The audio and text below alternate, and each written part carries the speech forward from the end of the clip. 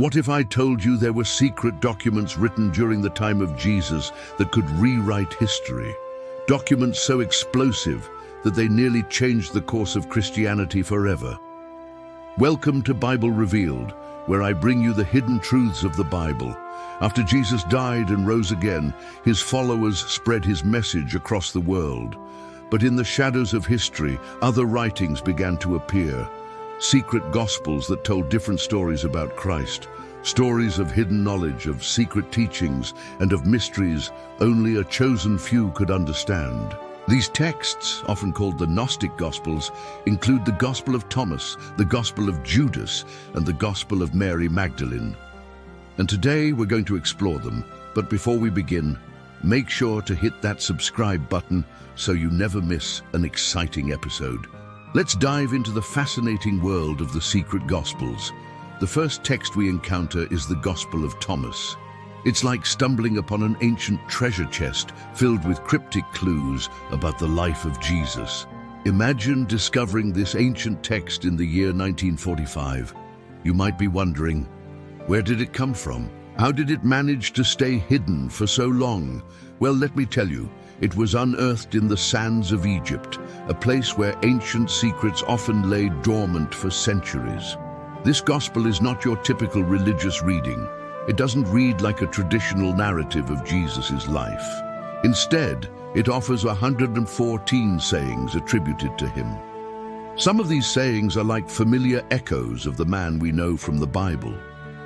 Yet others are profoundly strange, leaving us scratching our heads in wonder. One example is this saying, "He who discovers the interpretation of these sayings will not taste death."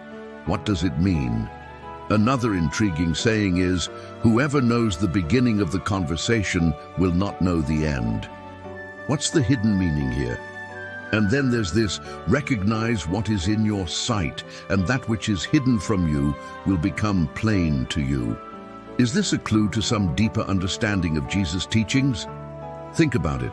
We can take these sayings and try to fit them into the puzzle of our current understanding of Jesus. Or we can choose to ponder their ambiguity, acknowledging that they might lead us to insights beyond our current comprehension.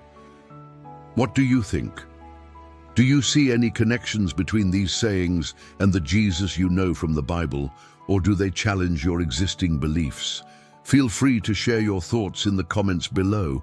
Let's now turn our attention to another shocking revelation, the Gospel of Judas. This gospel throws a new light on one of the most pivotal moments in Christian history, the betrayal of Jesus by his disciple Judas Iscariot. What if I told you the story you've heard all your life might not be the whole truth? Imagine a world where Judas isn't seen as a traitor, but as the true hero of Jesus' journey. Sounds unbelievable, right? Well, that's exactly what the Gospel of Judas proposes. According to this controversial text, Judas wasn't motivated by greed or malice, but was actually chosen by Jesus to betray him. Why? To fulfill an ancient prophecy. This gospel suggests that Judas was the only disciple who genuinely understood Jesus' mission on earth. While the other disciples wavered in their faith, Judas remained steadfast, ready to sacrifice everything, even his own reputation, for his master's greater plan. In this version of events, Judas isn't condemned, but celebrated as the one who made Jesus' sacrifice possible. But how does this portrayal of Judas differ from the one in the Bible? In the Bible, Judas is portrayed as a traitor who betrayed Jesus for 30 pieces of silver, leading to Jesus' arrest and crucifixion. The discovery of the Gospel of Judas further adds to the intrigue surrounding this enigmatic disciple. It raises questions about the nature of faith, the meaning of sacrifice, and the idea of fulfilling prophecies. Imagine the shockwaves this revelation sent through the Christian world when it first surfaced. Here's something to think about. Did Judas truly understand Jesus' mission in a way that the other disciples didn't? And if so, what can we learn from his unwavering commitment? Feel free to share your thoughts in the comments below. Now let's talk about another intriguing figure from the Bible, Mary Magdalene. Remember her? She was a devoted follower of Jesus who witnessed his crucifixion and resurrection. But what if I told you there's a secret gospel that reveals a side of Mary you never knew existed?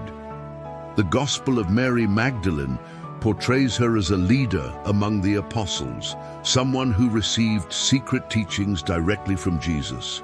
Picture this, Jesus entrusting Mary with teachings not meant for everyone, making her a key holder of esoteric knowledge. This challenges the traditional view of Mary as just a follower and suggests she had a more significant role in early Christianity than previously thought. In the Bible, Mary Magdalene is depicted as a faithful witness to the resurrection, but her role is mainly that of an observer. However, in the Gospel of Mary, she's portrayed as an active participant in the mission of Jesus, someone who asks questions, seeks clarification, and even challenges the disciples.